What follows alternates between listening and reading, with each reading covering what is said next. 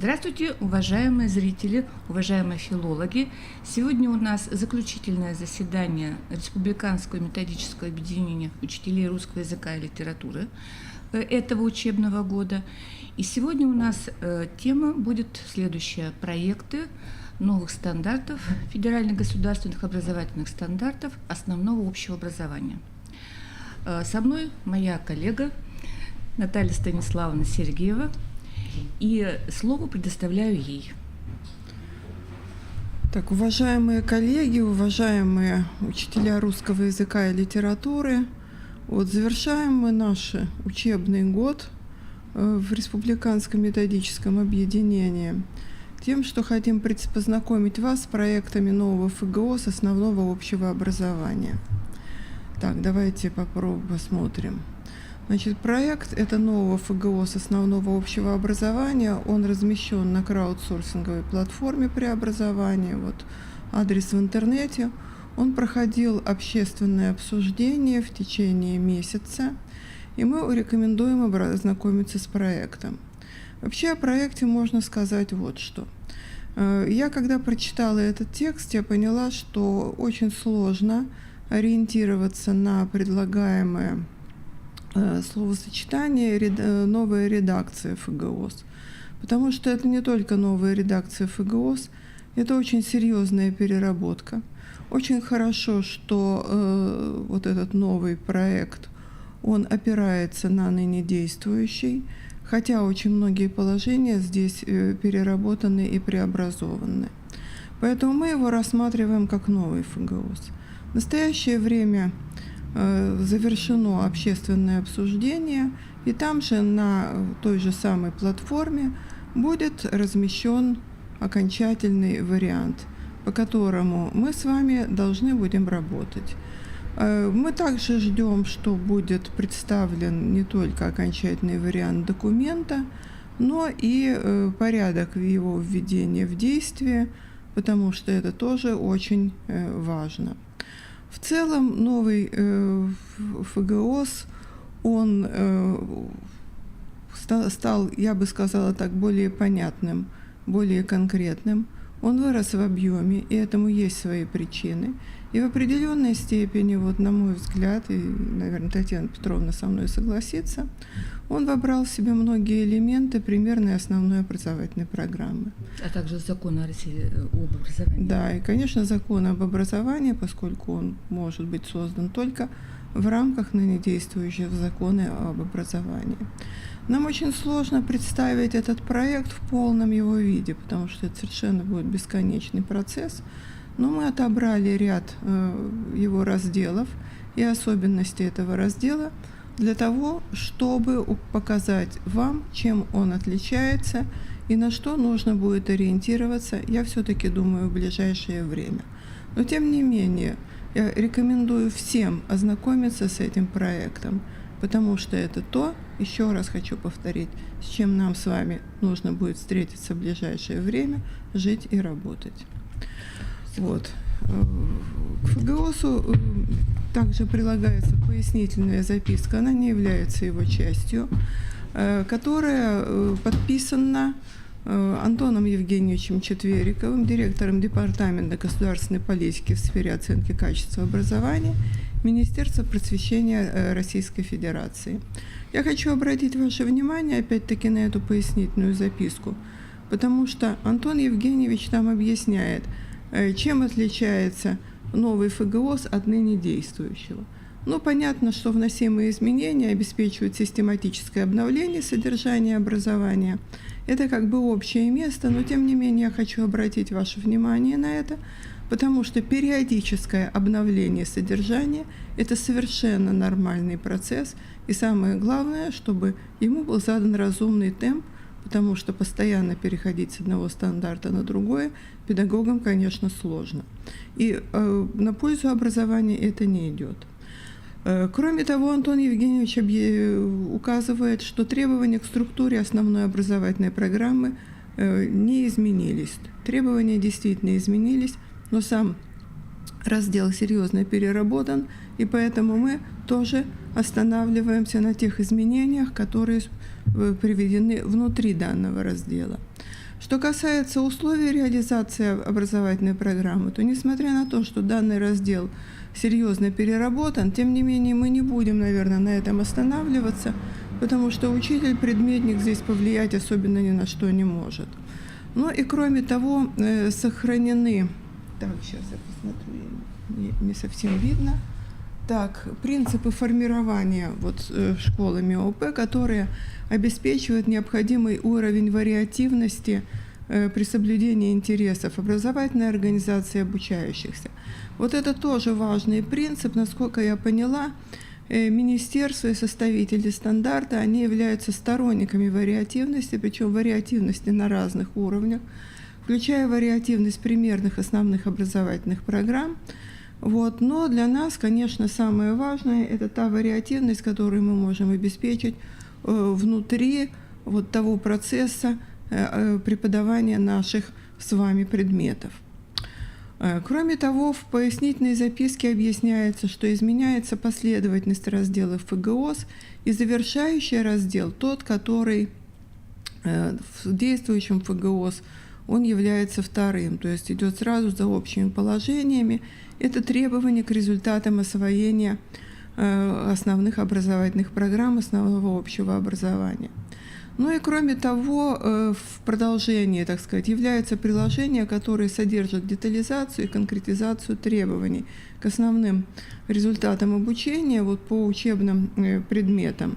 Надо сказать, что список этих приложений, насколько я поняла, открыт. В готовом виде их 16. 17 указано как разрабатываемое. Ну и, в общем-то, наверное, по пояснительной записке это все. Значит, что касается раздела «Общее положение», раздел расширен. Он расширен с 7 до 14 пунктов. По объему он стал в 2 раза больше. Изменена последовательность и редакция пунктов, действующих в ФГОС. То есть в новом стандарте они будут звучать несколько по-другому. Я бы хотела еще обратить внимание, еще раз хочу сказать, сам текст стандарта стал конкретнее и понятнее. То есть какая надежда, пока она немножко сбывается, что составители стандарта понимают, что учитель – это, конечно, профессиональный педагог, но он не имеет ученой степени по педагогике, и он должен читать текст нормативного документа, и он должен быть ему понятен. Поэтому новый стандарт практически не содержит больших объемных пунктов, сложных по структуре и не структурированных при этом. Он разбит на, так сказать, пункты, которые достаточно усваиваемого объема. И поэтому обращаться с ним легче. Кроме того, в общее положение ввели очень многие пункты, которые уже представляются составителям необходимым. На что хочу обратить внимание? На то, что убрана формулировка «системно-деятельностный подход». Он сейчас звучит немножко по-другому, мы это дальше увидим. Кроме того, еще раз хочу обратить внимание, до 14 пунктов, потому что введены пункты, которые касаются образования детей с ОВЗ, индивидуальных учебных планов, интегрированных образовательных программ, форм и сроков освоения основного общего образования и раздел, который касается оценивания, то есть промежуточной, итоговой аттестации и так далее. С этими разделами я бы рекомендовала тоже не пренебрегать, а посмотреть их внимательно, потому что сам раздел «Общие положения», он имеет концептуальный характер, то есть он фактически задает тот ракурс обсуждения, ракурс работы, составления дальнейших разделов, которые касаются структуры, условий, реализации результатов и так далее. Так, теперь те изменения, которые есть. Значит, я хочу обратить ваше внимание, что слева это для меня, там, где пункт 5, это действующий стандарт, а справа это пункт 3, стандарт, проект стандарта. И посмотрите, в пункте 5 действующего стандарта, там, где написано, что в основе стандарта лежит системно-деятельностный подход, эта формулировка, она ныне выглядит так. Стандарт направлен на обеспечение. И дальше там опять-таки идет расширение до 14 позиций. Формулировки отредактированы, введены новые. Мы не останавливаемся с вами на этом, у нас ограничено время, но я бы хотела, чтобы вы это все посмотрели. Кроме того, субъекты ФГОС, там, где формулировка «стандарт» должен быть положен в основу деятельности. Пункт 5, вот пункт 7 действующего стандарта, пункт 5 проекта, тоже обозначающий субъекты ФГОС, пусть расширен и более четко определен. Он стал более кратким и более конкретным. Кроме того, введены 9 новых пунктов, из которых наиболее существенные – это 13 и 14. То, что касается оценивания, то есть в пункте 13 раскрыты виды аттестации, и пункт 14 указывает на то, что промежуточной аттестации личностные результаты не подлежат. Требования к структуре ООП – это следующий раздел. Значит, здесь я хочу вам привести просто пример, потому что он как бы показывает, как стал выглядеть этот раздел. При том, что руководитель департамента сказал, что он не менялся, на самом деле в этом что-то есть определенная правда, потому что структура раздела в основном изоморфна действующему стандарту, и все изменения, которые там есть, это изменения внутренние. Значит, вот посмотрите, пункт 15 – это первый пункт данного раздела. Основная образовательная программа основного общего образования.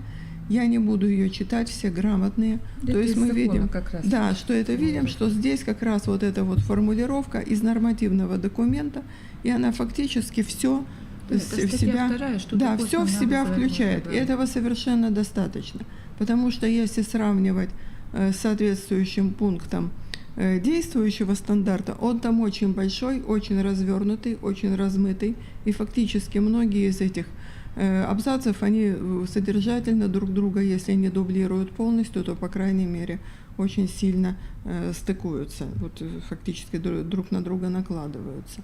То есть примерно вот так же написан весь раздел, то есть достаточно четко, достаточно определенно, много оттуда выброшено, кое-что может быть неоправданно выброшено.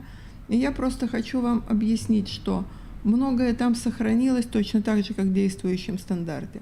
То есть сама структура, которая состоит из базовой части и той части, которую формируют участники образовательных отношений, это соотношение 70% на 30%. Вот. И дальше идут те самые 3 раздела: целевой, содержательный и организационный, которые как раз вот внутри которых и существуют изменения. Изменения некоторые касаются только редакторских правок, вот, потому что постоянное повторение основной образовательной программы, основного общего образования во многих случаях выброшено. Вот. Но я бы хотела обратить внимание на то, что в каждом из этих разделов есть те изменения, которые являются, на мой взгляд, очень важными, то есть на них сразу нужно обратить внимание. Потом, когда все равно придет готовый документ, вы сами будете это читать, сами будете понимать, как вам по нему работать. Но есть вещи, на которые нужно обратить внимание. Я отобрала 3 изменения, которые касаются одно целевого раздела, одно содержательного и одно организационного, после которого мы уже перейдем к результатам обучения, которые представит Татьяна Петровна, потому что они тесно связаны. То есть, по сути дела, фактически это мостик. Вот, наверное, Татьяна Петровна понимает, о чем я уже хочу говорить. Вот, но давайте пойдем дальше. Значит, целевой раздел – это раздел, который посвящен системе оценки достижений планируемых результатов, освоению основной образовательной программы, и он серьезно обобщен, и он серьезно переработан. Вот давайте посмотрим. Я хочу обратить внимание в целевом разделе на систему оценки. Вот действующий ФГОС. Вот посмотрите, здесь 6 пунктов. Система оценки достижения планируемых результатов освоения основной образовательной программы должна.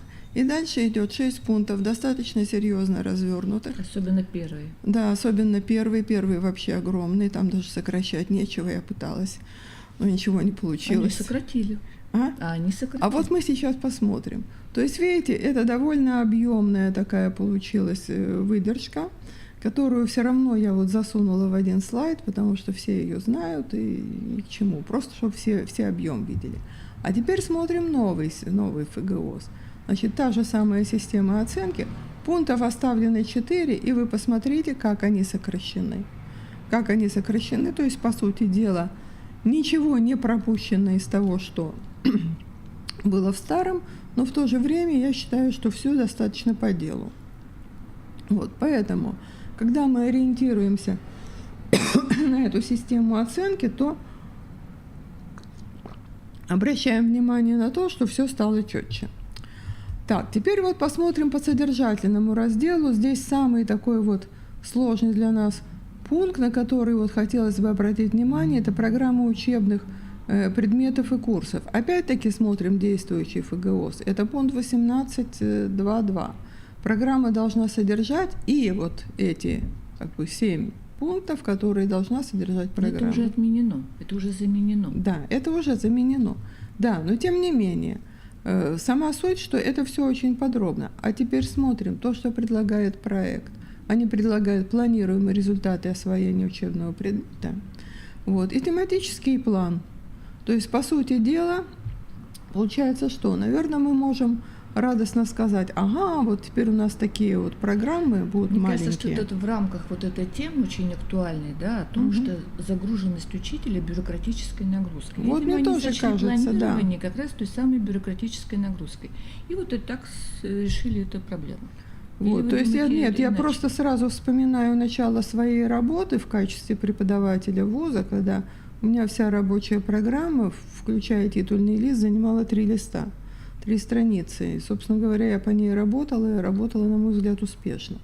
То есть если хотят таким образом, то, наверное, пускай будут планируемые результаты и тематический план. Но, с другой стороны, мы за это время уже привыкли. Эта крошечная программа, она ведь объяснялась не тем, что это был лучший вариант, а просто потому, что не было таких технических средств, как сейчас. Не было компьютеров, все это перепечатывалось на машинке. Да. Вот, и поэтому большие объемы информации перерабатывать в письменном виде, это было просто невозможно. За это время мы привыкли к тому, что учебно-методическое обеспечение, там предметы, дисциплины, курса, оно все-таки достаточно подробное. И учебно-методический документ, он должен все-таки показывать, каким образом учитель ведет к этим самым планируемым результатам, а не только тем, чем он занимается в первую неделю, вторую неделю, третью неделю и так далее. Поэтому я думаю, что здесь, возможно, еще будут какие-то изменения, потому что это несколько революционный подход. А может быть, это спущено как раз на уровень каких-то профессиональных объединений методических, может быть, такого, как наша региональная, может быть, на школу, когда разрабатывается макет рабочей программы курса или предмета. Вот, и именно по нему уже конкретный учитель работает. А может быть, я ошибаюсь. Нет, вы не ошибаетесь. В статье 28 Закон об образовании, компетенция образовательной организации, разработка рабочих программ – это компетенция школы. То есть, что хотят, они сделают. Значит, эти 2 пункта как минимум, это да. А все, что сверху, ради бога. Да, возможно таким образом, потому что, а может быть, школа захочет ограничиться такой совершенно маленькой программой, и таким образом она никак ФГОС не нарушает. Да. То есть. Я не знаю, носит ли такая программа рабочий характер. Это другой вопрос. Я думаю, что здесь еще много неясностей. Так, теперь, что касается организационного раздела, как я уже сказала, это сравнение того объема учебного времени, количество учебных занятий за 5 лет, и, как мы видим, они существенно сократились. Каким образом теперь выходить из положения? Наверное, нужно подождать опять-таки окончательного документа. Но с другой стороны, эти цифры появились не случайно.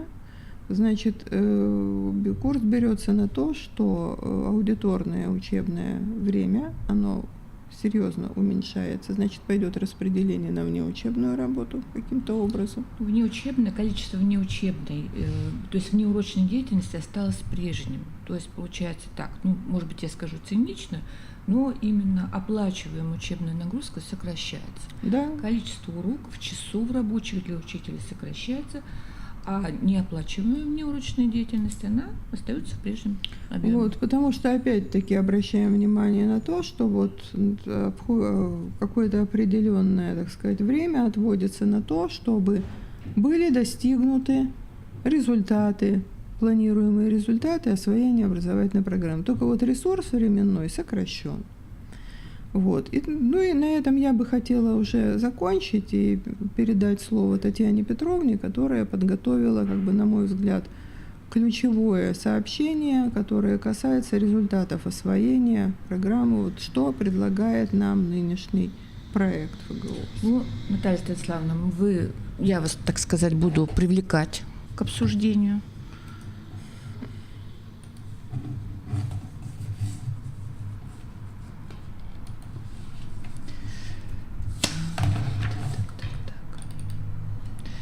Так, ну что ж, вот вы видите на экране еще раз название вот этого ресурса, на котором вы можете, и адрес также, на котором вы можете выйти на проекты этих новых федеральных стандартов основной и также начальной школы. Значит, я в каких-то слайдах повторюсь, но тем не менее, я теперь уже обращу внимание не на количество часов. Ну вот здесь вы видите, нижняя граница уменьшилась на 238 часов, верхняя на 344 часа. Но хотела бы обратить внимание, что это будет означать для учителей, педагогов. Это изменение в объеме учебной нагрузки означает изменение в объеме их собственной учебной нагрузки. И пока еще не знаю, как это будет точно. То, что будут новые примерно основные образовательные программы, мы можем только догадываться. Как-никак мы предыдущую примерно основную образовательную программу ждали 6 лет. И поэтому сейчас рассчитывать на то, что нам уже она готова. И я вот сколько не почитала в СМИ, да, информации с обсуждением этих проектов, я нигде не наткнулась на такое обещание, потому что высказывались многие лица, имеющие отношение к образованию из москвичей, да, но никто не сказал, что на подходе это новая примерно образовательная программа. Я думаю, что ни на каком подходе ее нет. И, в принципе, наверное, этим и объясняется вот этим 6-летним сроком, то есть это очень долго. И конечный продукт, скажем прямо, не идеален. Вот, поэтому, наверное, этим и объясняется то, что новый ФГОС, он составляется немножко по-другому. И все-таки он рассчитан на то, что его будет, основную образовательную программу будет делать не только администрация школы, но и значительный объем все-таки будет принадлежать учителю, потому что это там по основной записке работник, вообще написано, что регион, то есть Министерство региона, оно или УМО регионального масштаба может разработать эти примерно основные образовательные программы, причем очень разные. Да, разного уровня для разных школ, это вполне возможно. Вполне возможно. Вот. Но пока как это будет выглядеть на практике, в теории гладко было на бумаге. А как это будет, ну вот есть определенная попытка все-таки не ограничиться вот этим маленьким рамочным стандартом, и все-таки дать, пожалуй, какой-то объем такого конкретного материала. Во всяком случае, например, по литературе список произведений авторов просто вписан в АВГОС теперь. Да, вот это и объясняется тем, что этой примерной образовательной программы просто реально не дождаться. Поэтому так расширен ГОС, причем расширен именно в части приложений. Потому что по самим основным разделам там такого в основном нет. Там идет расширение такое, оно в основном объясняется тем, что адресат все-таки стал пониматься немножко по-другому. Поэтому примерные основные образовательные программы, как они будут составляться, и вообще даже не примерные основные образовательные программы, я думаю, они будут ли составляться? Будут составляться. Ну, во всяком случае, я хотела просто отметить, что для составителей школьных основных образовательных программ приехала новая работа. приехала новая работа, и, что называется, ФГОС им в помощь, Да, когда его сделают, потому что никакой другой помощи они не дождутся. не дождутся, скорее всего. Не дождутся никакой. Ну и, другой программы. соответственно, учителям, которые разрабатывают рабочие программы, в связи с сокращением, предположим, тех же часов, то есть им придется все равно пересматривать свои рабочие учебные программы. Дальше, в связи с тем, что уточнены требования на каждый год обучения, им придется пересмотреть и содержание, и практическую часть своих программ, то есть рабочие программы придется переделывать. Да, Ну и, конечно же, новые учебники. да. Под эти новые федеральные стандарты издательство теперь будет выпускать новые учебники, новый федеральный. И, конечно же, здесь получается так, что библиотеки, школьные библиотеки, закупившие учебники под старые в ГОСы, станут перед тем необходимостью дожидаться новых каких-то учебников. Я не знаю. В конечном итоге, конечно, мы можем использовать те старые, но нам уже сейчас приходится использовать различные УМК для того, чтобы выполнить свои рабочие программы. Видимо, вот этот подход такой и останется. То есть не на одном УМК работает учитель, а на нескольких, потому что они все, в принципе, не успевают повспевать за ВГОС и за изменяющимися требованиями. Поэтому они выпускаются, как выпускаются. Я думаю, что да, я думаю, что как раз здесь учителю придется, что называется, лавировать и смотреть, в общем, чем он располагает, какими источниками он может пользоваться. И поэтому вот я еще раз хочу повторить, что нужно выработать какой-то разумный темп обновления базовых нормативных документов, тех же ФГОС, потому что, например, высшая школа от этого уже настолько намучилась, вот, из-за того, что постоянно обновляются ФГОСы, и общее образование просто не знает этих проблем. Вот сейчас мы ждем, да, буквально каждый день на то, что у нас будет очередная новая редакция, она лежит уже в Минюсте и потихоньку, так сказать, сваливается на тех руководителей образовательных программ по разным направлениям. Мы пока словесники своего не дождались, но дай срок. Вот. Поэтому вот это вот очень и очень важно, чтобы все-таки была какая-то стабильность. И Нет, стабильность нам только снится, Наталья Станиславовна. Ну да, но все равно, чтобы это министерство понимало, что люди не могут постоянно жить на таком вот вулкане. И, наверное, надо вот эту вот нормативную, так сказать, вот работу, ее просто упорядочить. То есть мы, например, начинаем работать по новому ФГОС, и мы должны знать примерно сколько лет мы по нему можем работать. Это не потому, что потом приходит, допустим, новое руководство, начинает менять. Вот, поэтому вот это вот очень важно. Я полагаю, что у нас вот такой роскоши не будет, что у нас будут эти стандарты внедрять с 1 класса.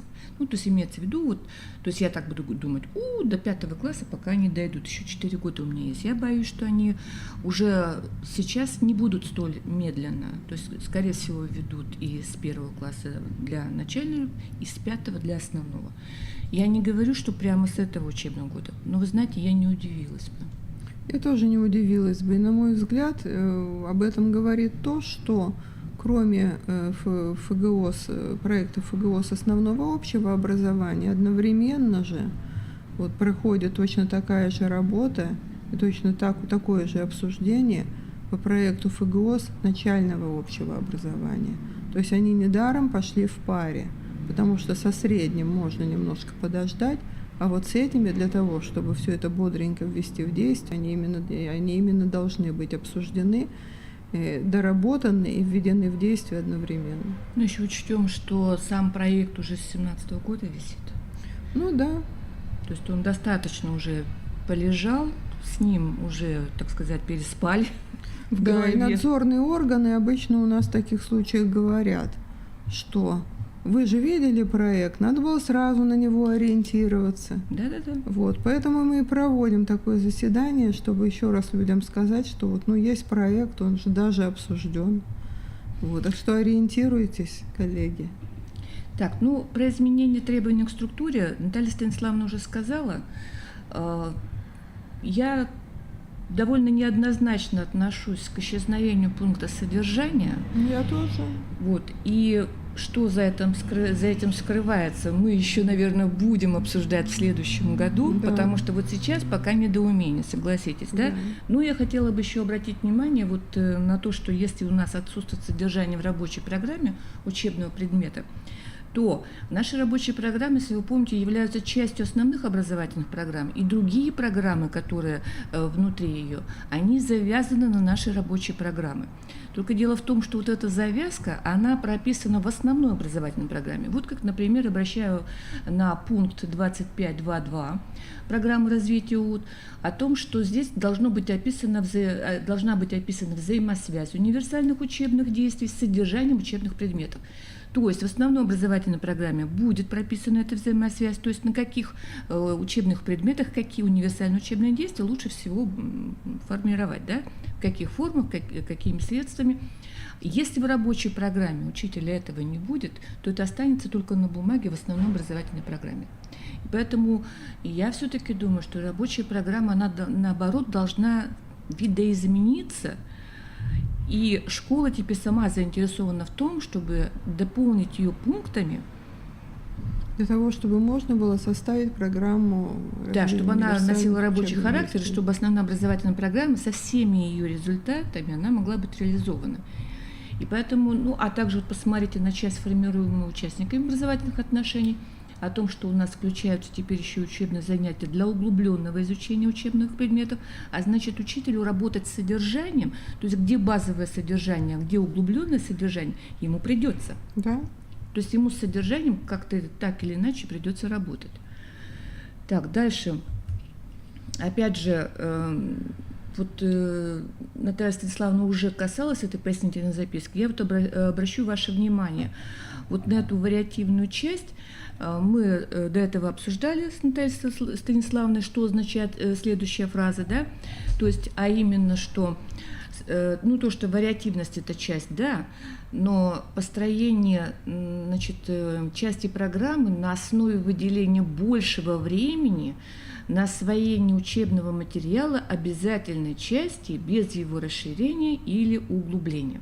Но мы понимаем, стандарт – это то, что раньше называлось обязательный минимум. Так? Да. И, в общем-то, вариативная часть, значит, она в районе 20% она и раньше присутствовала. И вот эту вот 20% автор заполнял. В своих УМК, в своих авторских рабочих программах он заполнял.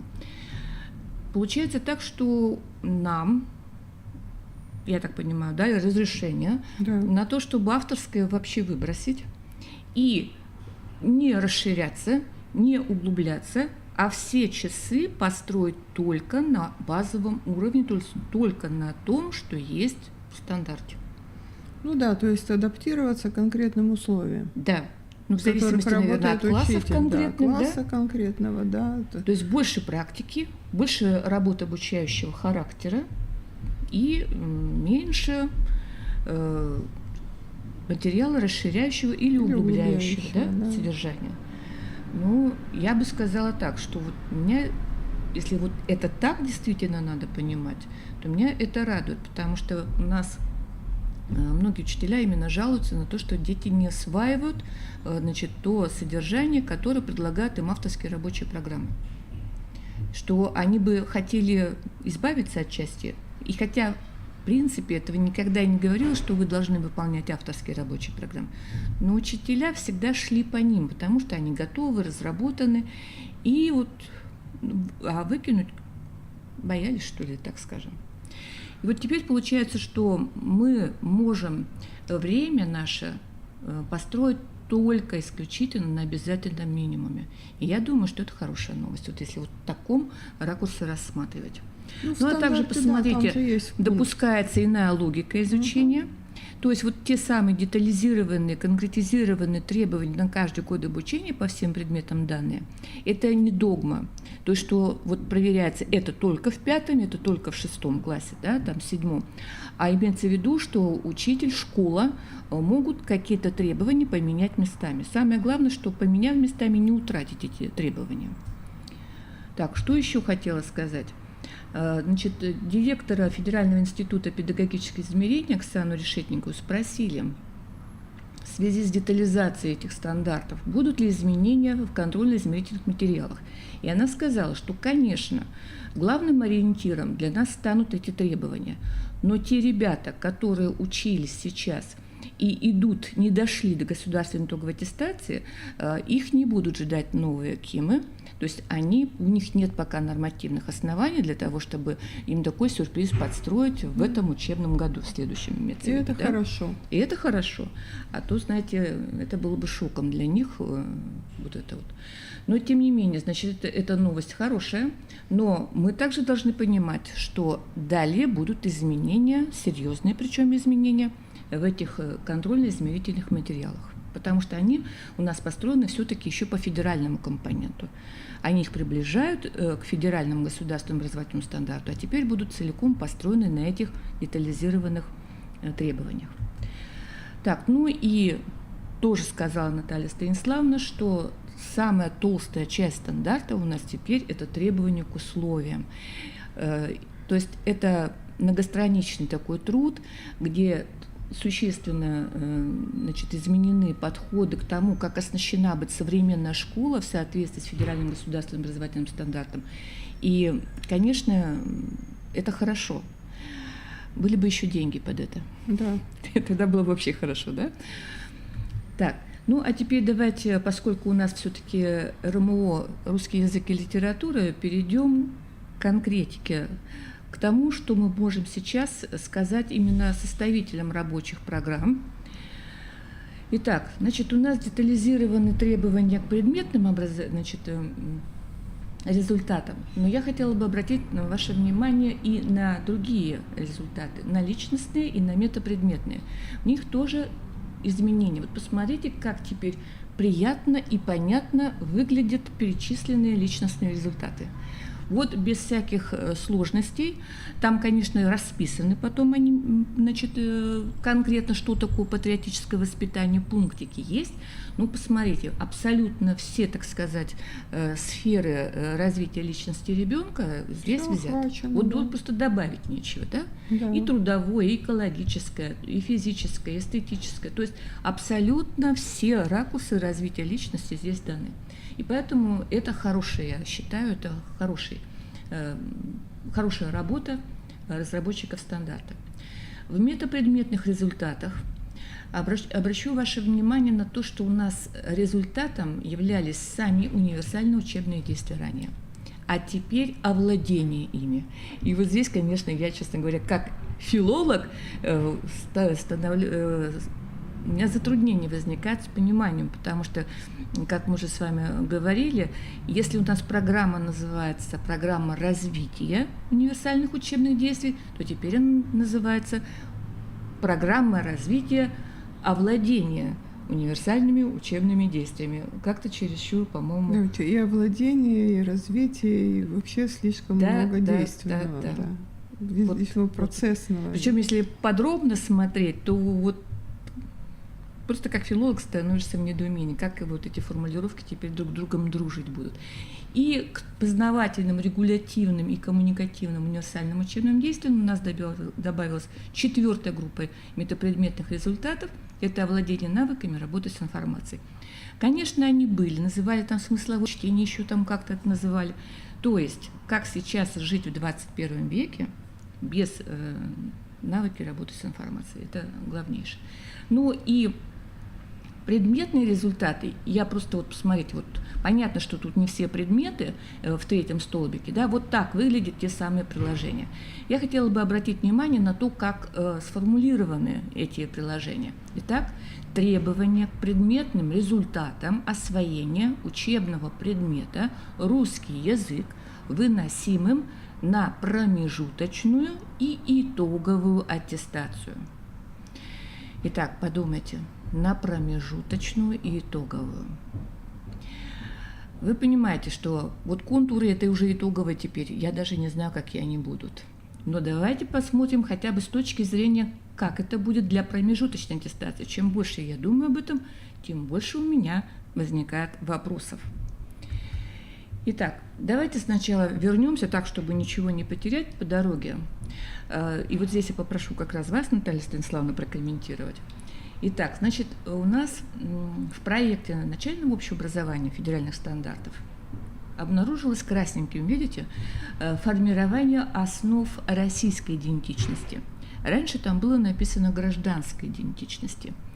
В основном общем образовании у нас теперь красненьким российская гражданская идентичность. Можете прокомментировать, что это могло бы значить? Ну, наверное, это речь идет о том, что, наверное, гражданская идентичность на уровне начального общего образования, вот, наверное, представляется пока избыточной. Вот я думаю, что таким образом можно только прокомментировать, потому что речь идет о... Хотя, с другой стороны, для меня, например, тоже загадка, потому что речь идет об основах. И получается таким образом, что на уровне начального общего образования формируются основы российской идентичности, а потом на уровне уже общего, основного общего образования осознание российской гражданской идентичности. Поэтому мне кажется, что зря они гражданскую убрали, вот, они бы вполне рядом постояли, потому что формирование основ вполне могло бы здесь и сохраниться. Вот, то есть вот таким образом мне кажется, что здесь есть определенного рода перестраховка, что ли, то есть что не Но будет акцент этого сделан много. на российской идентичности. Да, акцент сделан на российской, потому что это вписывается как бы вот необходимость воспитания патриотической гражданской личности. Также в проекте начальной школы новая группа личностных результатов – это активное участие в учебно-познавательной деятельности. Раньше не было. То есть было вот эти первые две группы. Да? Еще также хочу обратить ваше внимание, что, получается, начальная школа в качестве личностных результатов, значит, делает акцент на социально значимых качествах личности. А в основной школе, посмотрите, вот у меня красным выделено, это особое ценностное отношение к себе. Дальше система индивидуально значимых отношений. Дальше учет своих потребностей и интересов. Получается, что начальная школа на социально значимые качества, а потом идет индивидуализация. Так получается выстраивается. Получается таким образом, да, чтобы сформировать как раз личность. То есть если на уровне начального образования идет социализация, да, то здесь уже становление личности, становление индивидуально значимых качеств и отношений. Так, я думаю, что вот учителя рабочих программ, составители, они должны вот учитывать изменения в категории личностных результатов, на чем акцентуация будет идти, так? Так, дальше, в метапредметных результатах, ну, здесь тоже, скажем, удивление было, да, определенное. Ну, во-первых, в начальной школе оставили универсальные учебные действия и освоенные уже межпредметные термины и понятия. В основную школу они перешли. Что у нас добавилось? Посмотрите. А добавилось у нас следующее. Если в действующих стандартах у нас было написано, что метапредметными результатами является самостоятельное планирование и осуществление учебной деятельности, самостоятельное участие, самостоятельное построение индивидуально-образовательной траектории, то теперь у нас добавилось слово «готовность». То ли рановато к самостоятельному проектированию и планированию, и теперь становится результатом только готовность к самостоятельному планированию и построению. Ну и также добавили овладение навыками работы с информацией. Так, только готовность как результат. Да, скорее всего, это объясняется именно возрастными особенностями. Ну, видимо, рановато, да? Возможно, и самостоятельно планировать только для старшей школы. Да, я могу сказать, что и в высшей школе это не каждый способен спланировать свою. Ну, то есть получается, что как раз ближе к реальности, да? То есть к тому, как реально психофизическое развитие детей идет, да? Пока только сама готовность уже будет результатом. Хорошо.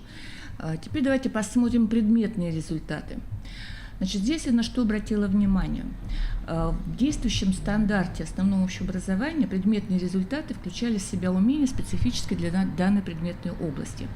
Теперь у нас добавилось, кроме данных умений, добавились научные знания и способы действий, но тоже для данной предметной области. То есть расширилось, кроме умений добавились знания, так сказать,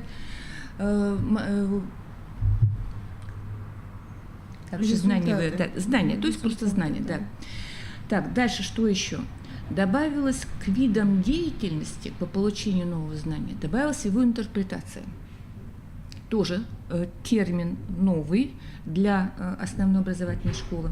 Дальше вот все, что фиолетовым, значит, вот где в ГОС-ООО, это исчезли слова, Да. а то, что красными добавилось. И посмотрите, вместо научных представлений, вместо формирования научного типа мышления у нас добавилось теперь просто предпосылки Ссылки научного типа мышления. Мне кажется, тоже здесь немножко сделали шаг назад. Вот. Потому что очень, да, очень подробное вот как бы раскрытие вот тех результатов, которые относятся к области, так сказать, научного мышления, потому что и представление, и терминология, ключевые понятия, методы и приемы, конечно, для основного общего образования это несколько рановато. Вот, поэтому предпосылки научного типа мышления – это вполне, так сказать, реальный результат, которого можно достичь вот на данной ступени.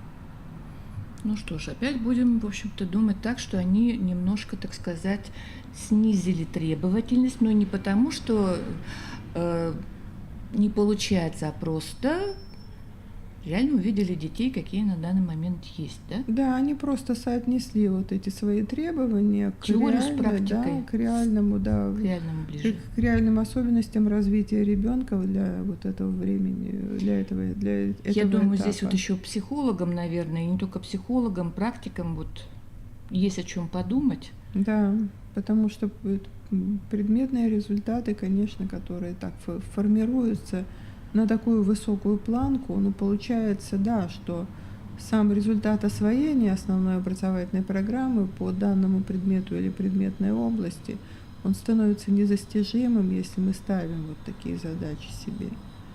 Поэтому я бы сказала так, что вот этот вот прагматический подход к стандарту, Так его назовем, прагматический подход. да, он и здесь тоже нашел свое отражение, и это хорошо. Потому что учитель тоже должен не сидеть, не думать, не ломать себе голову над тем, как сформировать научный тип мышления в 5 классе. Вот, он сформирует предпосылки на этой ступени, и будет совершенно замечательно. Ну что ж, давайте пойдемте дальше. Итак, значит, по русскому языку, коллеги, у нас с вами идентичные группы результатов предметных, и, как говорится, дьявол кроется в деталях. То есть умения прописаны по каждому пункту, они очень сильно различаются. Поэтому внешне вроде бы остались те же группы, но на самом деле все стало намного сложнее, я бы сказала так. Для того, чтобы вас убедить в том, что здесь произошло усложнение, я шагнула назад на начальную школу. Вот давайте мы просто сопоставим с вами, что было, как скажем, достижением четвероклассника, ранее, вернее, даже сейчас еще действующие стандарты, да. Посмотрите, вот для меня вот такой ключевой момент – это развитие речи. Вот, извините, лингвистика, языковые нормы – это всегда одно и то же, там не убавить, не прибавить. А вот развитие речи – вот та самая лакмусовая бумажка, на которой проверяю, есть усложнение или нет. Посмотрите, содержательная линия развития речи, выпускник начальной школы должен был в конце 4 класса уметь самостоятельно заглавливать текст, составлять план текста, сочинять письмо и поздравительную текстуру. Ну, для начальной школы всё. можно, да. Вполне. Написаны небольшие тексты для конкретных ситуаций общения, ну, даже не могу прямо даже сказать, записку маме, скажем так, да? И теперь посмотрите, что нам приготовил проект федеральных стандартов начальной школы. Вы только посмотрите, значит, в аудировании, в говорении, в чтении и в письме. Ну, раз уже говорим о письме, посмотрите. Писать подробное изложение. Этого не было. Это не соответствует просто уровню речевого развития. И тем не менее, посмотрите, вот. Писать подробное изложение дальше. Создавать небольшие тексты, сочинения по соответствующей возрасту тематике на основе впечатлений, литературных произведений, сюжетных картинок, просмотра фрагмента видеозаписи. То есть вот это такой большой скачок, я бы даже сказала. Кроме этого, посмотрите, я еще добавила, все, что красным, это то, чего не было в начальной школе. Посмотрите, умение задавать вопросы по услышанному тексту. Это особенное умение, продуктивные, репродуктивные вопросы, да, само по себе умение формулировать вопросы мы иногда не можем добиться даже в основной школе такого умения. Итак, умение задавать вопросы, правильно задавать, да, далее, умение отвечать на вопросы, задавать, это тут 2 раза написано, да, далее, значит, формулировать простые выводы, а вот это интерпретировать и обобщать содержащуюся в тексте информацию. Далее, анализировать содержание, языковые особенности и структуру текста. Уровень дискурсивного мышления у ребенка такого возраста, он не соответствует здесь. Вот я, например, как человек, который занимался психолингвистикой развития, я могу сказать, что это очень завышенные требования. То есть, на мой взгляд, вот они сейчас есть, и если их обсуждали, и если учителя начальной школы, ну и, соответственно, специалисты, которые занимаются такими проблемами, они не укажут, то, конечно, это будет очень грустно. Вот. Самое грустное будет то, что вот это будет просто невыполнимо. Потому что здесь нужно все время указывать, понимать, что ребенок этого возраста, он может это, а не может того. Не потому, что он глупый, а потому, что он еще такой. Он еще не вырос. Он вырастет, он все это будет делать, но позже. Ну, я испугалась вот этих глаголов формулировать, интерпретировать, обобщать, анализировать для 4 класса, честно говорю. Я как увидела это, подумала, это после открытки-то? После того, как их учили открытки, теперь они будут вот эти вещи делать. И вот я, конечно, мы не забываем, что мы говорим только о проекте. Возможно, оттуда уже все это вынесли, я надеюсь. Но, тем не менее, учителя 5 классов, вот по идее, они скажут, мы вправе ожидать, что к нам придут дети с следующими умениями. Они не получат этого. Во всяком случае, будет очень малая часть, потому что есть дети, как бы они одаренные, в том числе и дискурсивно одаренные. Они могут, конечно, вот это вот все выдавать, но основная масса вряд ли обладает таким уровнем. Вот. Кроме того, подобные навыки формируются все-таки при очень активной работе над языковым и речевым материалом. То есть, если ребенок читает, если его постоянно окружают тексты, то есть определенная надежда, что он в каких-то видах эти виды деятельности освоит. И эти навыки, вернее, приобретет. Вот. Но я не очень уверена все-таки. Я также знаю, учителя начальной школы, они говорят так, мы в своих учебниках выполняем гораздо больше, чем стандарт, ну это понятно, да? Да. И мы, конечно, много что делаем, но одно дело это делать просто делать, да. А другое делать, когда это выводится на контроль. Да, обязательные требования. То есть мы понимаем, что написано в стандарте, и это теперь учитель вынужден будет вывести на промежуточную аттестацию.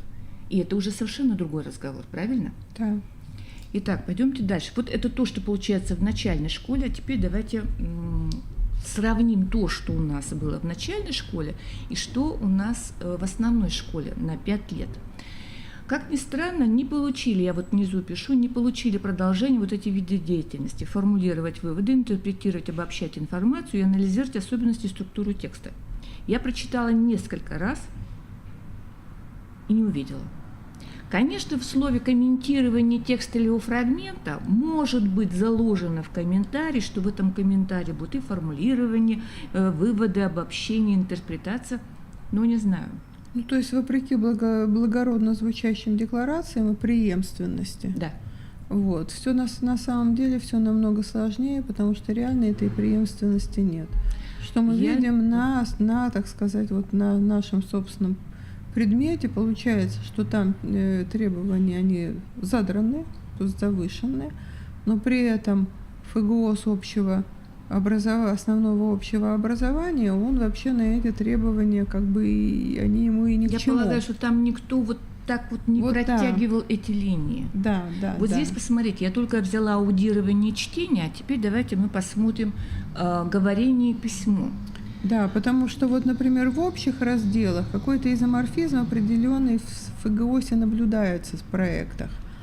А вот как доходит до конкретики, Вот то мы здесь видим уже то, что мы видим. то, что мы видим, да. Да. Ну вот посмотрите, значит, получается так, что красным это то, что появилось в основном общем образовании. Ну, во-первых, пересказы. Ну, я, честно говоря, за только это, за то, Да. дети должны говорить, Да. говорить и Да. говорить, пересказывать, да. Но посмотрите, как много всего здесь. Устные монологические высказывания, значит, это монолог сообщения, монолог описания, монолог рассуждения, монолог повествования, выступление с научным сообщением. Вот на минуточку вы только не забудьте, коллеги, что все это мы говорим с вами не просто так.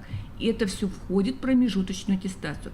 А что это означает? Что абсолютно каждый монолог, вид монолога должен быть вами проконтролирован и оценен. Теперь представьте себе объем работы.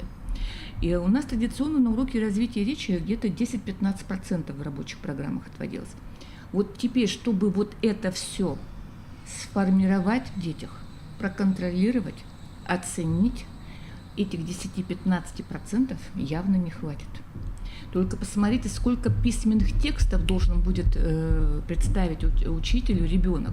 Это и письменный текст повествования, и письменный текст описания, рассуждения, причем несколько видов, доказательства, объяснения, размышления. Далее, с опорой на жизненный читательский опыт. У нас этот опора жизненный читательский опыт, это, кстати, из старшей школы. Дальше, создание текстов с опорой на произведение искусства. Далее создание письменных текстов публицистических жанров, опять же, 3 вида: интервью, репортаж, заметка, оформление деловых бумаг, заявление, инструкция, расписка. Плюс умение тезировать, конспектировать, аннотировать и реферировать. То есть это не просто перечисление, это перечисление тех умений и навыков, которые нужно будет в детях сформировать, то есть обучить сначала, научить этому всему и проконтролировать. Ну и поэтому вот так, с подробного изложения и с небольших текстов, вернее так, от поздравительной открытки вот до сюда. За 5 лет, получается, дети должны будут очень многим вещам научиться. Теперь давайте посмотрим немножко по-другому на это же. Просто возьмем примеры требований к промежуточной аттестации для 5-6 класса. Итак, посмотрите, я, понятное дело, переработала. Там дается списком, я переработала и представила себе, вот я иду в 5 класс, что я буду делать. Да? Я сгруппировала, значит, те самые требования к промежуточной аттестации и решила, что вот их я проверю при помощи работы, которая нам известна как комплексный анализ текста. Так? То есть я заранее даю текст, к нему вопросы, и я проверю все эти вещи, таким образом, вот промежуточная аттестация. Дальше, изложение сжатое и подробно, традиционные виды работы. Но дальше устное собеседование, которое к нам пришло в 9 классе, а теперь получается, что мы не можем в 5 классе теперь это не проверять, иначе к 9 классу вот они у нас и приходят не умеющими ни читать, ни пересказывать, ни отвечать на вопросы.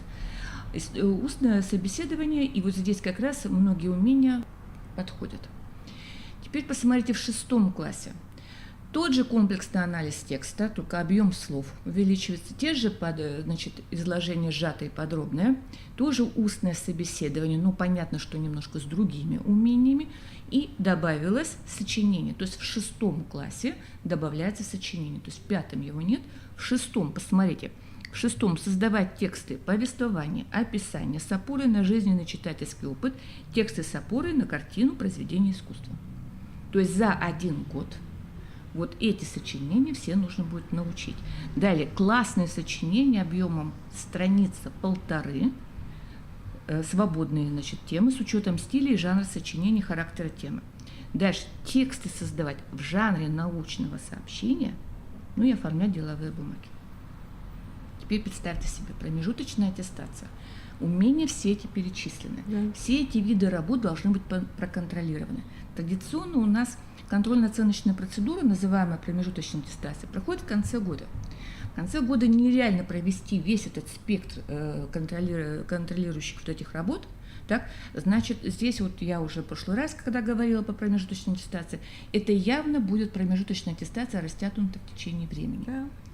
И поскольку у нас написано в законе, что если ребенок имеет не сдачу какого-либо вот этого требования, то у него называется это академическая задолженность, которую он должен дважды иметь возможность пересдать комиссии, и если не пересдаст, то в следующий класс переходит условно. То есть это не просто перечисление чего-либо, это очень вещи, которые под особым контролем в течение года должны держаться учителем. И родители должны об этом знать, что ребенок не просто на сочинение не пришел, у него академическая задолженность теперь по этому сочинению. То есть усложняется крайне жизнь, скажем так, как учителей, так и детей. Понятное дело, что количество контрольных работ увеличивается. А поскольку каждая контрольная работа, она не берется с пустого места, к ней нужно достаточно длинный обучающего характера, да, то есть всему этому надо научить сначала. Да, прежде чем проверять. То есть, да, здесь как раз-таки вот, если действительно можно вот эти минимумы обойтись, и вот эти часы, вот без расширения, без углубления, а вот только на отработку вот этих перечисленных требований, вот только так, наверное, можно будет что-то сделать. Да, еще в условиях сокращения учебного И в условиях сокращения часов, да. Так, теперь давайте посмотрим на то, что нас ждет по литературе. Значит, во-первых, у нас все произведения перекочевали в стандарты. У нас такое было в 2004 году, в первых стандартах, когда все было перечислено прямо в стандарт, никаких примерных программ тогда не было. И теперь перечислили прямо в стандарте. Что это означает? Это означает шаг влево, шаг вправо. Нельзя. Может быть, конечно, здесь можно будет тоже какие-то передвижки. Но, честно говоря, когда вот я копировала это, я поняла, что это Коровинский УМК. И вот я так поняла, что здесь явно идет акцент на определенную покупку определенного учебника, и вот остальным учебникам тут делать нечего, у которых вообще вот этих произведений там нет. Вот это я точно заметила. Произведений немного, как вы видите. Хотя кто-то, может быть, и скажет много, но на год в 6 классе немного. это 3 урока в неделю. Так? Если лишнего больше ничего не брать, то вполне, наверное, достаточно. Да. Для базового уровня не перегруз. А теперь давайте мы на это взглянем с точки зрения того, что в литературе нам приготовил еще наш проект «Стандарт». Я выделила красным. Я когда все это смотрела, во-первых, сразу бросается в глаза что? Фольклор, фольклор, фольклор, фольклор. То есть, понимаете, и причем в начальной школе тоже. То есть, кроме художественной литературы, добавился фольклор. И я не поняла, у нас теперь есть вроде бы как родной язык, родная литература, и мы полагали, что фольклор плавно ушел туда. Это не обязательно совершенно. Вот. Другой вопрос, что обычно филологи, они очень серьезно относятся к тому, чтобы разделять фольклор и литературу. Я думаю, вот эту вот формулировки, все эти фольклорные и художественные, фольклорные произведения и художественные, вот это как раз оттуда идет. Смотрите, ничего этого не было. Да, этого ничего не было, поэтому, другой вопрос, что в каком соотношении они окажутся и фольклорные произведения каких жанров можно будет Давайте вернемся вводить снова в к списочку. литературу. Так, вот сейчас давай, да, действительно, списочек здесь очень даже. Традиционные русские Вовремя. былины в начале года. Былины. Все. И поэтому, вот я думаю, что Сказки. ради былин и сказок это все и существует. Так я не знаю, они традиционные вещи. То есть всегда это Ну вот изучалось. мифы. Ну, мифы разных народов. Да, мифы, Включая сказки. античные, Мифы, да, сказки. Сказки народов России, но это было всегда. Почему вдруг в стандарте фольклорные произведения прямо вот так вот зазвучали? Они просто зазвучали, вот я считаю, ничего за что этим не именно стоит? За этим нет, ничего не стоит. Просто в том случае, если оставить только художественные, наверное, побоялись, что фольклорная составляющая уйдет вообще. Вот, ну, например, Раз содержания в рабочих да, программах нет, да? ну Так, да, что ли? да, скорее всего, потому что, например, ведь есть же сказки литературные, вот, те же самые былины тоже есть стилизованные, то есть они имеют своего автора, они не складывались как произведение устного народного творчества. То есть вот я думаю, что вот это опасение здесь, что потеряется вот эта фольклорная составляющая, будет заменена литературной, вот та, которая замаскирована под фольклор. Вот это вот, наверное, основное опасение и вот вызвало к жизни вот это выделение фольклорных и художественных произведений. Вот. С моей точки зрения, сильного греха тут нет для 5-6 класса. Нет, это на все основную школу. На всю основную Да. школу тоже. Ну, тоже великого греха тут нет. Вот у меня на этот счет своя как бы точка зрения. То есть мне кажется, что если даже ребенок будет в основной школе изучать, например, Я наоборот сказку сначала подумала, литературную, что это будет означать, что у нас фольклорных произведений в самой программе больше появится. Я почему-то думала, что нет. Тут, смотрю, ничего не изменилось. Нет. Это именно вот Чтобы вот не в связи с утратить. этим. Да, только чтобы не утратить. Мгм. Вот другого объяснения я здесь не вижу. То есть для того, чтобы эти фольклорные произведения также изучались. Также обратим внимание, 13 пунктов вместо 6. Да. Дальше вот такой пункт, такой интересный. Знание важнейших фактов биографии писателя. Который по умолчанию, казалось бы, должен был быть. Мгм. Потому что в учебниках всегда биография и Пушкина, и Лермонтова, и Ломоносова, она излагалась. Так? А теперь почему-то это вставлено даже вот на уровне требования. Ну, наверное, да, наверное, просто опускалось. Также Или во вот всяком случае. единый историко-литературный процесс. Ну, единый историко-литературный процесс. Ну, в общем, вот, скажем так, предыдущие 6 пунктов выглядели компактнее. Сейчас это как-то перегружено выглядит, и я бы сказала, несколько, ну, согласитесь, определенный диссонанс складывается. получается, да, определенный диссонанс Уровень единиц не получается с складывается. общими разделами стандарта. То есть приложения, они где-то диссонируют. Поскольку если в общих, так сказать, разделах там как раз вот эта вот переработка, обобщение, умение сгруппировать какие-то факты, которые можно вот представить как требования, то здесь наоборот, вот здесь вот все идет в россыпь. в россыпь, вот особенно Да. хорошо это видно, умение использовать различные приемы систематизации учебного материала по литературе, заметьте, Да. в процессе обучения, составления планов, таблиц, схем. Это во вкусе по литературе. Ну да, потому что если с планом еще можно согласиться, то с таблицами и схемами, вот, Я понимаю, да, метапредметные это результаты, сомнение, навыки да. работы с информацией. Да, Зачем да. это нужно было вот сюда? Да. Конечно, может быть, это почистят и уберут. Но вот у меня, конечно, вот такое ощущение вот просто вот несостыковки вот всех этих 13 пунктов. Так, ну давайте посмотрим преемственность, значит, по начальной школе и по основной школе. Как видите, значит, в начальной школе фольклор. И у нас фольклор. То есть эта линия, видимо, может быть, даже и в старшей школе будет Да, продолжена. она сквозная. Скорее всего, теперь сквозная. Здесь посмотрите, как много добавилось, прямо перечисление всех жанрового разнообразия произведений, фольклора именно, потешки, считалки. Раньше такого не было. То есть все. Я Ну просто... да, это в основном малые жанры, так называемые. Так, ну вот мы видим, что то есть это не только в основной школе вдруг появился фольклор, он из начальной школы пришел, и эта линия продолжается, и, скорее всего, будет продолжена далее. Так, и давайте посмотрим примеры требований к промежуточной аттестации по литературе. Вот вы знаете, Наталья Станиславовна, сколько я разговариваю с филологами, это наиболее болезненный вопрос.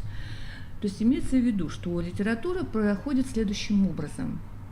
пишется тема, и затем весь урок что-то проговаривается. О чем-то говорят. Отметки ставятся за ответы на уроке. Но, скажем так, когда спросишь ученика, чему ты научился на этом уроке, то есть вот этот обучающий элемент, практический элемент, то практически почти его нет.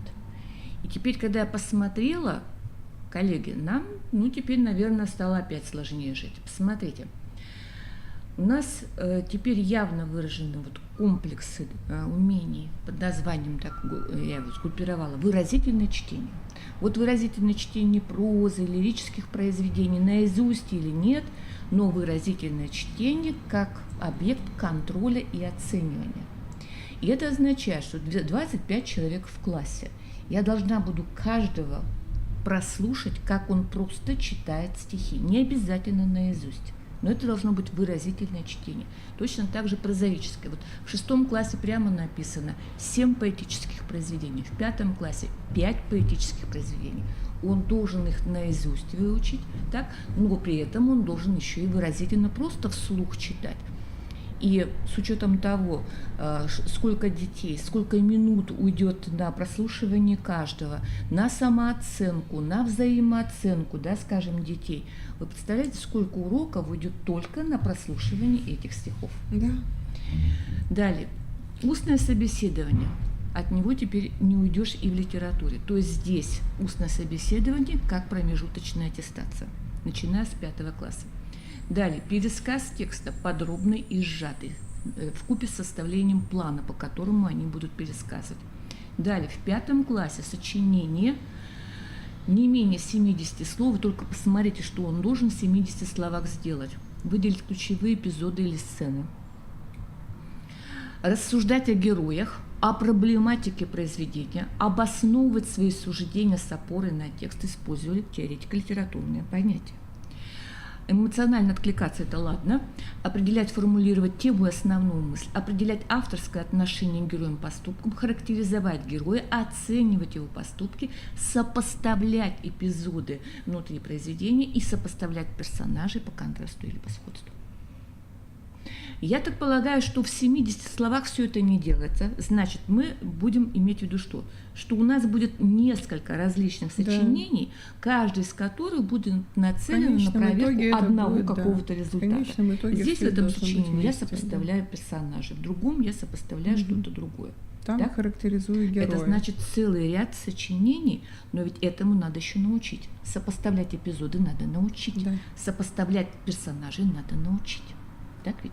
То есть здесь огромные пласты уроков заложен именно обучающего характера. То есть надо каждого будет научить.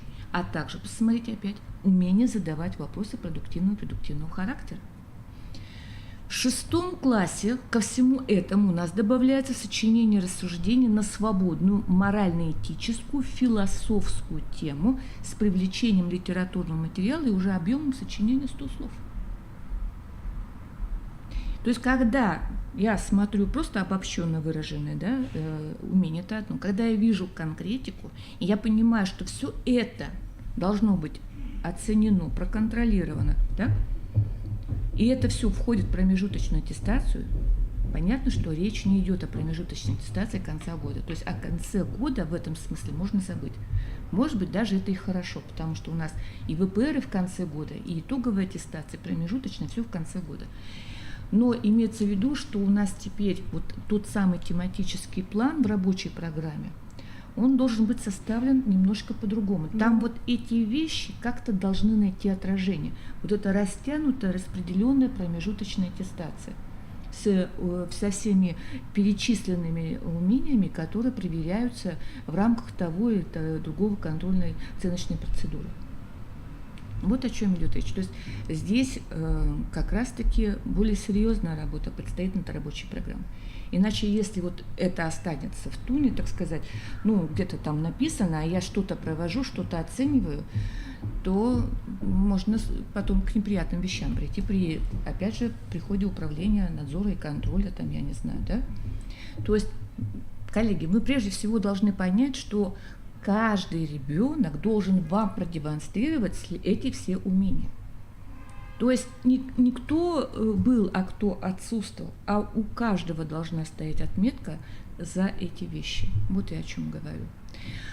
Здесь, как вы видите, и устные вещи, они займут наибольшее количество времени, потому что прием устных зачетов вообще самый, да, растянутый по времени. Но у нас и немало сочинений различного характера с различными задачами. Я думаю, Наталья Станиславовна, все-таки согласитесь, те умения, которые в сочинениях нужно продемонстрировать ребенку, очень сложновато. Конечно, могут сказать, что там и не требуется от них чего-то серьезного в сопоставлении, но тем не менее само сопоставление ведь должно быть. Да, конечно, это тот навык, который должен быть сформирован. То есть он должен действительно общее, различное, да, он то есть должен знать структуру такого сочинения. Конечно, прежде чем мы его будем с него что-то требовать, нам нужно его учить. И прежде чем мы будем его слушать выразительно, он должен понимать, что такое выразительное чтение. Не столько бла-бла-бла, просто о чем-то говорим, То есть большинство уроков должны носить обучающий характер, практический характер.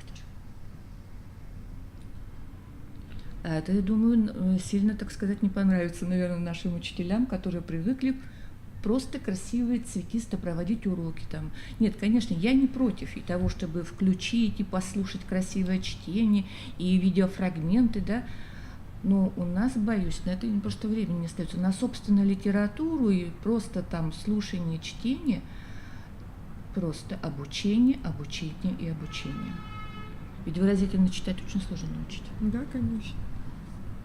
Так, и давайте вот я представила себе, как бы я выстроила, да, себе, что я буду контролировать в течение года. Выглядит ужасающе. Посмотрите, значит, в 6 классе у нас, значит, 35 недель учебных, 3 часа в неделю, это 105 часов всего. И из них 15 контрольных работ. Вот названия каждой из них перечислены. Это вот минимальные я сделала, то есть меньше уже нельзя, да? И на прием, вот на контроль и на оценивание устной и письменной части уйдет 40-45 часов. То есть практически почти 40% всего учебного времени. Тогда получается, что, поскольку несдача чего-либо считается академической задолженностью, значит, у нас вся подготовка еще к этому, да, тоже будет вести урочно. Хотя, конечно, кто-то скажет, можно во внеурочной деятельности, но я не знаю, как это можно реально сделать. Но получается так, что мы теперь весь год будем сдавать промежуточную аттестацию. Ну да, получается, что она такая распределенная и занимает из учебного времени 50%. Да. И это, так сказать, почти минимум. Да, но нет, может быть, кто-то скажет, что что-то я неправильно поняла, и это можно проявить как-то иначе, я не знаю. То есть у нас перечислены требования, как мы должны понимать. Нет, но если коллективный разум подскажет что-нибудь... Коллективный разум, я тоже на него надеюсь. Да, то ради бога это можно замечательно. Можно, например, там те же самые контрольные работы там сделать комплексными, чтобы они проверяли да, по 2 дело умения. в том, что это пятиклассники, шестиклассники, они это не сложно, смогут. да, это детям вот такого возраста. Я говорю, что она соответствует ли это уровню речевого развития ребенка. С учетом того времени, которое он тратит на уроки, с учетом того, что может быть во внеурочное время. Потому что для того, чтобы все это хорошо освоить, это действительно надо, чтобы была определенная среда вербальная. Поэтому, коллеги, я смотрю и даже не знаю, что сказать. Конечно, можно так сказать. Я вот выразительное чтение стихотворений на переменах выслушаю. Толку от такой сдачи. Я видела бубнящих учеников, стоящих перед учителем на перемене, он даже не слышит, что там ребенок ему читает. Конечно, можно и таким образом принимать эти вещи. А также все эти пересказы, только тогда зачем вообще все это делать? Это имитация какой-то деятельности, а не прием серьезных вещей, не сдача промежуточной аттестации. Поэтому, коллеги, я так думаю, что у нас просто все уроки должны быть теперь носить деятельностный характер. То есть мы все время обучаемся чему-то, так? А потом выводим на контроль. И, конечно, дети должны, как и родители, знать, что в течение года ребенок должен научиться и показать, что он научился этому. Поэтому вот, то есть не просто тот список, который там дан в стандарте. Вот вы видите, я его переработала, я его засунула в определенные формы. Вот. И на каждый класс так можно сделать, да? Сгруппировать и сказать, что вот. И вот 15 вещей в течение года. Это получается на 4 четверти, 4 работы в четверть. Да? Это очень много. очень много. Это очень много, это почти непосильно. Учитывая, что вот это сочинение, оно требует сначала подготовительного урока, первого, второй, собственно, написание, а третий обязательно редактирование и анализ, с чем справились, что получилось. То есть это на самом деле часов здесь гораздо больше уходит. Я уже не стала все это вписывать, но это так оно и есть. И поэтому, уважаемые коллеги-филологи, мы ждали, когда нам эти зуны на каждый год дадут. Мы их по-прежнему называем зуны, знания, умения, навыки. Ну вот нам их дали. С чем, так сказать, мы вас и поздравляем. Я боюсь, что это будет довольно сложно.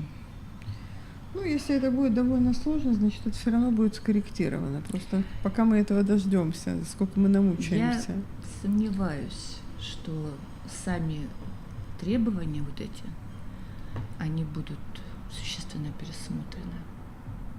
Я боюсь, что это уже данность. Да, это больше похоже. Нужно быть реалистами того, что это вот придет. Соответственно, каждая школа должна будет переписать свое положение о текущем оценивании промежуточной аттестации и написать о том, что теперь это больше не контрольно-оценочная процедура конца года. Она должна будет прописать, каким образом теперь будет сдаваться эта промежуточная аттестация. Это будет касаться абсолютно всех предметов. Поэтому это вот если примут к началу учебного года, то 5 класс, предположим, начнет, то вот это уже для них. То есть я просто даю как бы способ того, как работать с этими требованиями, как можно их проверять. Но сам результат, то, что получился, меня не очень радует. Так, ну это я уже не буду. Ну что ж, коллеги, я надеюсь, наш разговор с Натальей Станиславовной был полезен для вас. Я думаю, РМО учителей начальной школы познакомит вас подробно с изменениями в проекте стандарта начальной школы. Ну, а мы с вами нашу работу завершаем. Наталья Станиславовна, год завершается. Что-то хотите сказать? Ну, я хочу, во-первых, всех поздравить с тем, что мы этот год заканчиваем, и скоро начнется новый.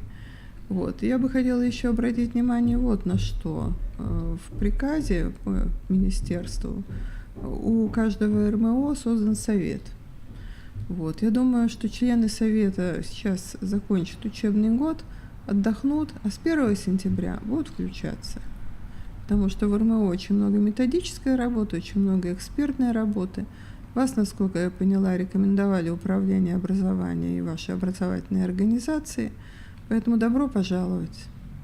Да, нам нужна очень помощь, правда? Да. Нам нужна очень помощь. Мы всего лишь 2 слабые женщины, пожалуйста, нам нужна помощь. Нам нужны вот эти, с кем поговорить, обсудить, идеи выдвинуть. Вот даже я уверена, что вот это обсуждение проекта было бы, наверное, гораздо продуктивнее, если бы вот Совет РМУ в этом тоже принял участие. Они бы заметили те вещи, которые не заметили мы, на чем-то акцентировали внимание. То есть это было бы гораздо конструктивнее работа. Ну, на данный момент что есть, то есть. Итак, спасибо вам всем за внимание. Пишите вопросы, я сейчас посмотрю, если я вообще смогу, конечно, увидеть вопросы в чате. Так, спасибо. Выключайте нас, выводите нас из этого режима.